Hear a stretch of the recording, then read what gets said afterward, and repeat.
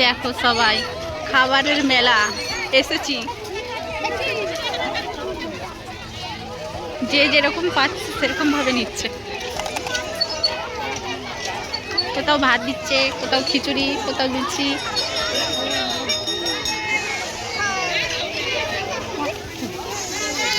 এই যে পায়েস, এখানে ভাত আনার সাথে সাথে ভাত তরকারি শেষ।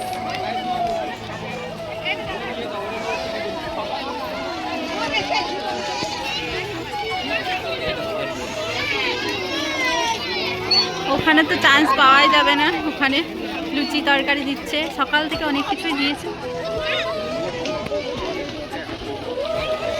তো দেখতে থাকো তোমরা, দেখো তো তোমরা বললো কে এটা,